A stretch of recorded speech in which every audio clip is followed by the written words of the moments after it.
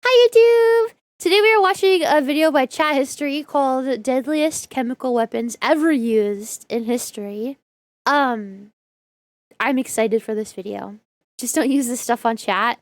Listen, if they behave, I won't have to. I'm gonna like the video because I'm sure it's gonna be so great.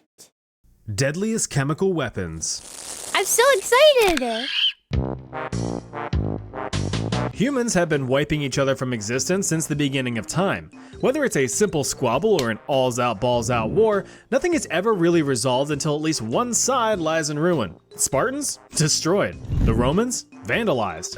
The Korean War? Forget about it.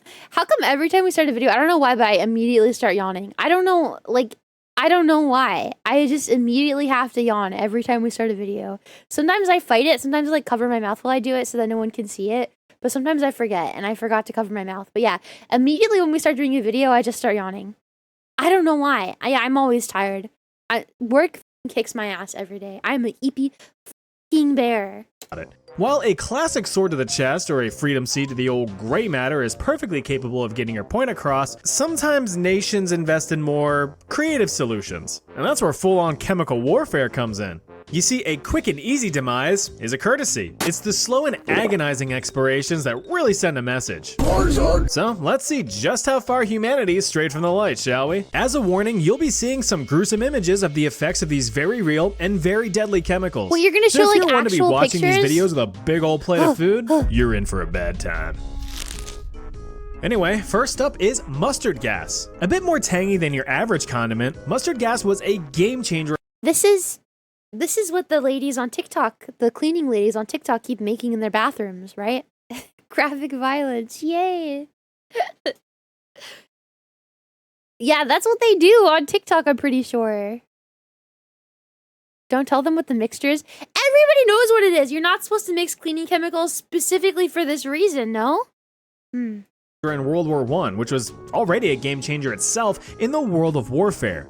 First used by the Germans during the Third Battle of Ypres in Belgium in the summer of 1917, mustard gas is one of the most well-known chemical weapons used during the Great War. But here's a fact for you.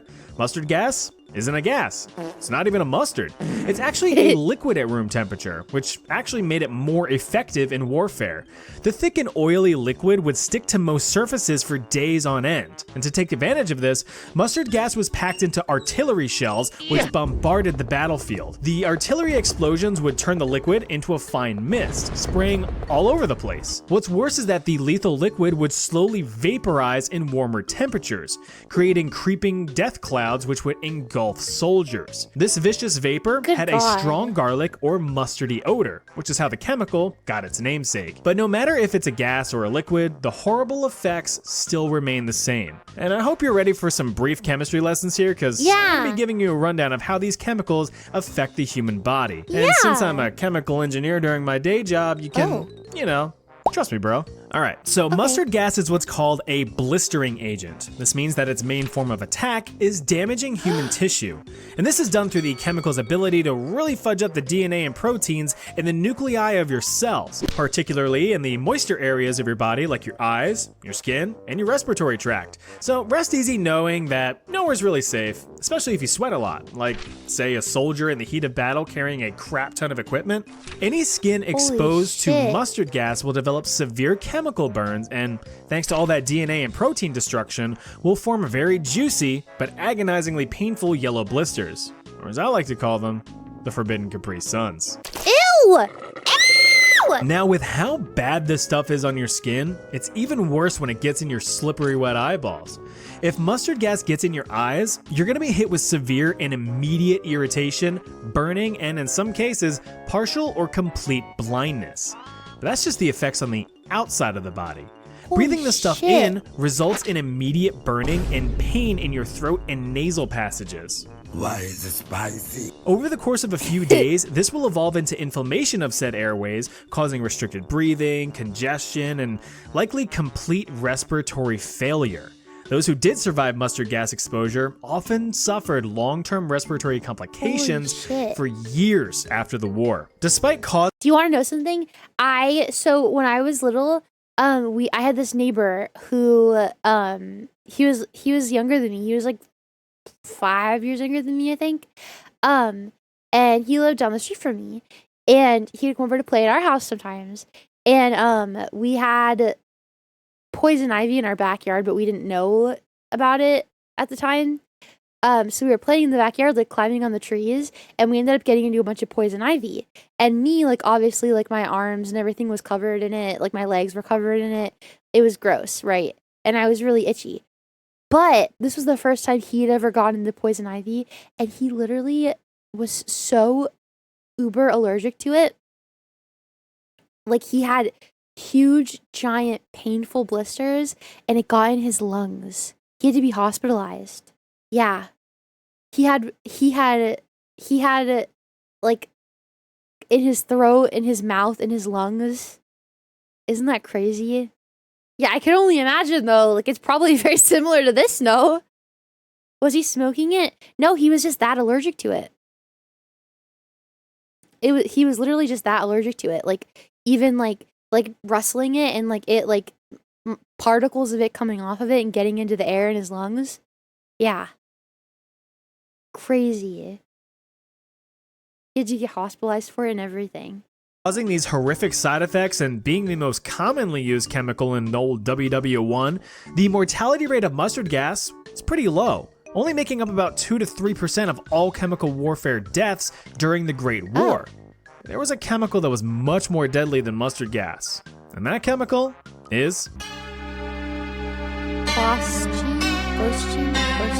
Way back in 1812, Cornish chemist and long neck haver John Ew! Davy decided to try to make some new chemical compounds. Why is he shaped as like chemists that? tend to do. Today's attempt was exposing a mixture of carbon monoxide and chlorine gas to sunlight. UV radiation from the sunlight actually kicked off a reaction, forming a new gaseous compound. Davy named this creation Fosgene, which, when roughly translated from Greek, means born from light. This compound was pretty easy to produce and was deemed valuable in various chemical synthesis reactions. It's even still used today as an intermediate chemical by industries for making stuff like plastics, insulation, and even pharmaceuticals. The problem though is that it's extremely deadly if misused. Easy to make and deadly when misused. Sounds like the perfect candidate for a chemical weapon, said the Germans in a silly and aggressive accent. And that's just what they did. In December of 1915, during the First Battle of Ypres, poor Belgium really can't catch a break, Germans set up about 3,000 cylinders of compressed Fosgene gas on the front line.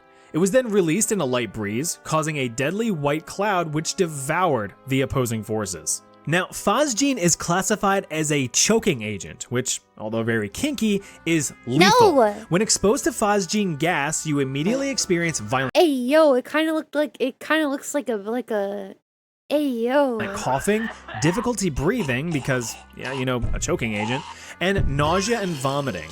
Not only will your skin develop painful chemical burns, but your respiratory tract as well. Just like with chlorine gas that I mentioned in a previous video, Fosgene has a similar mechanism of action. It reacts with residual moisture inside and outside of your body through a process called hydrolysis, which forms hydrochloric acid and carbon dioxide. The newly formed acid eats away at any tissue it comes in contact with, which hurts. Like a lot. Holy shit. The gas also directly damages your body's cells, causing your blood vessels to start leaking out fluids to neighboring organs. Oh my particularly god. Your lungs, which is, as the French say, no bueno. The excess fluid in your lungs only makes your breathing worse and worse until eventually you're physically unable to breathe and you suffocate. Now you might be familiar with the fact that a key tactic of World War I was trench warfare. Both sides of the war dug miles and miles of trenches as a way to protect themselves from machine gun fire. It's really hard to shoot at guys when they're in a little hidey hole. Well, this is where chemical weapons really shined. You see, chemicals like mustard gas and Fosgene are much heavier than air, which means that the gases would creep over the land and pour into the trenches, flushing out any soldiers who happen to be in the wrong place, the wrong time. Warfare involving chemical weapons was horrifying. British officer Martin Greener recounted witnessing a cloud of poison gas approaching his position.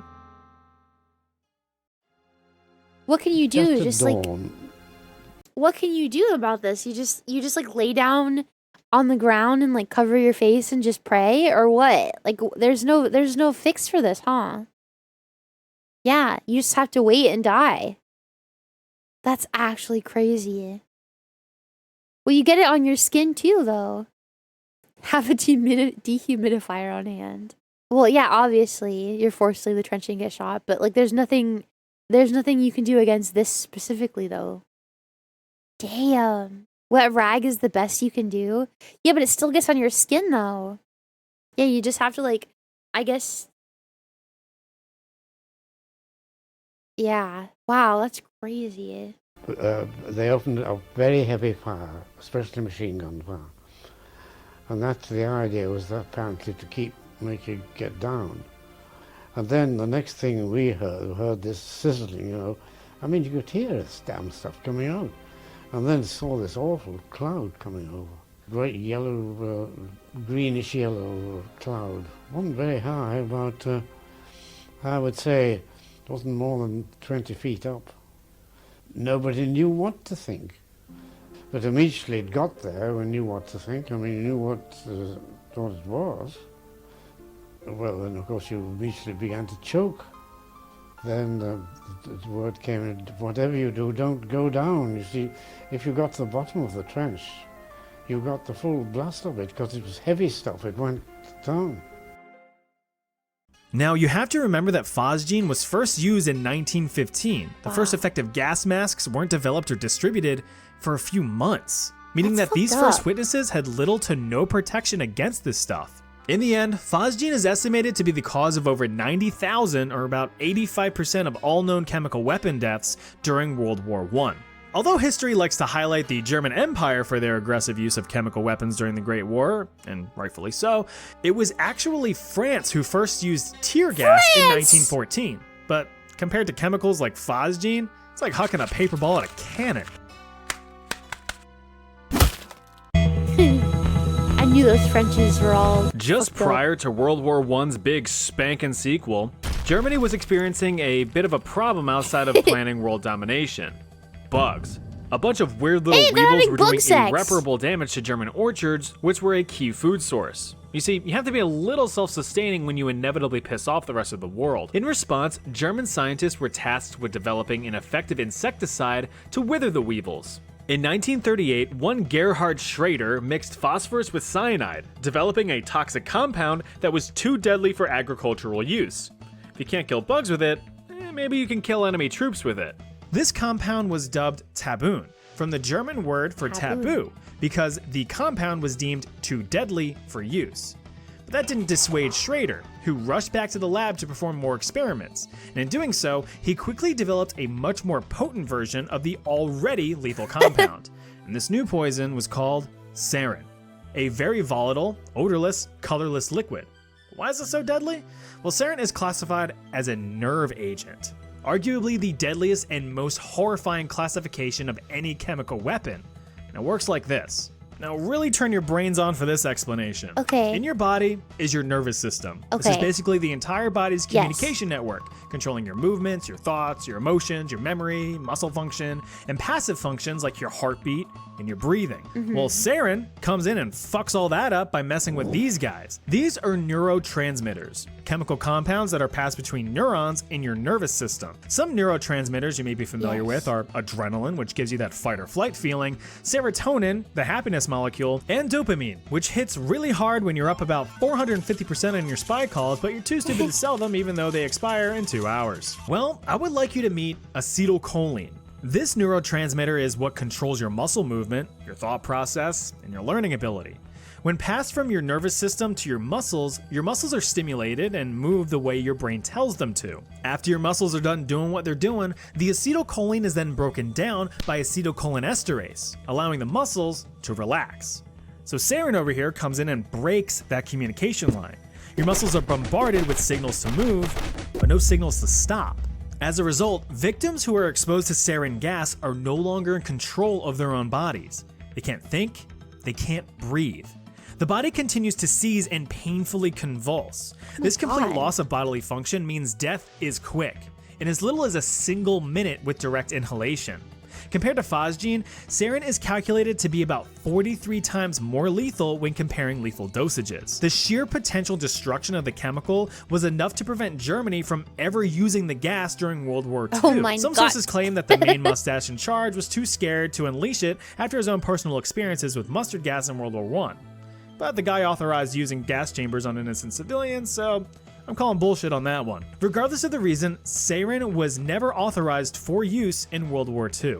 However, sarin, along with a beefed up version called cyclosarin, are known to have been used by Iraq in 1983 during the Iran-Iraq War, resulting in tens of thousands of deaths. An even deadlier version of the nerve agent called Soman was also synthesized, but luckily it's never been used. Together, Why are Taboon, people like Sarin, this? Why do we have to Soman, do and this? cyclosarin make up the G series of nerve agents. And you can pause here to read up on them. Alright, we need a mental health break here, so let's get some of that serotonin rebalanced. Oh, look at this little guy. He's living it up, he's doing his thing. He's got a piece of fluff, he's probably gonna be- nope, he ate it. Alright. It looks like bread. Ugh, now look at this handsome little man. I think I know what he wants Hi, you to Bubby. do. That's right. Don't disappoint him. Oh. Alright, back to the devastation and despair. Venomous Agent X, or VX for short, is a chemical compound discovered by the British in the 1950s, while, go figure, researching potential pesticides. Oh, how the turntables. Britain pulled the whole copy my homework but in your own words move by building off of the aforementioned Gerard Schrader's work. Once fully developed and refined, the compound was then produced for the sake of chemical warfare, should the world wars decide to become a trilogy. In its pure form, VX is a thick, oily, amber-colored liquid that is relatively non-volatile, meaning that it doesn't vaporize easily on its own at room temperature. These physical properties prevent the oil-like chemical from dissipating wherever it's released. It can remain on the ground and plants for days on end, creating poison pools across the landscape. The odorless and tasteless liquid is lethal in very small doses. Just a few milligrams on your skin will be enough to send you vertically packing. The mechanism of action is identical to sarin, causing a complete loss of bodily function and death by It sounds asphyxiation. terrible. However, VX is considered to be much more potent. In 1993, the United Nations banned, along with several other chemical weapons, Is that what we do to roaches and stuff when we like spray raid on them? Are we like, is that that we do that? Is that what we're doing to them? Wow. Nah, roaches. Are we the bad guys? They deserve it. No, I agree with you. Actually, the roaches do deserve it. I've never seen a roach in person. Somebody brought that up the other day, and I like realized I've never like seen a roach in person before, ever. I don't know what I would do. I'd have to kill it though. I'm scared. They're little guys who like warm environments. Oh, wait, roaches don't live in some states. Hi, taco enjoyer. Really? They're big and move like freaks. Some states are too cold for them. That's gross. Would you kill the person showing you a roach? I think I'd have to. I've had to bunk in roach-infested rooms before. That sounds literally terrible. I think I also live in a cold state. I don't think I live where roaches are also. So I think that's probably why I've never seen a roach before. I think. I don't know for sure though. Hi Zemesco, welcome in. Yeah, I don't live somewhere like Texas where it's warm, so maybe that's why I've never seen a roach before. Yeah, well that's because you live in an armpit era. It makes sense. weapons, the production and stockpiling of VX in any amount that exceeds 100 grams, or about a quarter pound minus the cheese. VX had also been used alongside sarin during the Iran-Iraq War in 1983. As well as a few assassinations, the most high profile of which being the brother of North Korea leader guy Kim Jong-un in 2017, where two women rubbed a cloth soaked with the nerve agent in the poor guy's face at an airport. He received his one-way boarding pass to the Northeast Korea in the sky in just 15 minutes. Holy but shit! That's not the end of nerve agents. Wait, just I've never yet. heard of No. that. Now it's the Soviet Union's turn to dabble in chemical weapons in the 1970s. Crazy. Many sneaky Soviet scientists were tasked with developing new nerve agents to bypass the UN's banned chemical weapons list. Big farts, After bigger over 2 farts. decades of research, the Novichok series of nerve agents were developed. These 8 compounds are believed to be the most toxic things ever developed by mankind. besides political subreddits. Now, the Novichok agents are functionally equivalent to other nerve agents, but again, are much more potent than the last. Although weapons were created to release these agents, they were never deployed on the battlefield. Instead, these compounds are mainly used in silencing enemies of the state, with one of the most recent cases being in 2018. If you've actually paid attention in any of your world history classes, then you know what this stuff is. Cyclon B. Derived from the German word for cyclone, this pesticide turned humanicide was developed by, you guessed it, those gosh dang Germans back in the 1920s. Originally, frickin' Germans! Frickin' Germans! Listen, I have 2 of them. They're very naughty. Something about Germans is that they always need spanked. Don't ask me what that means. Uses like getting rid of lice on clothes, to fumigating warehouses, ships, and even trains used to transport cattle. Just cattle.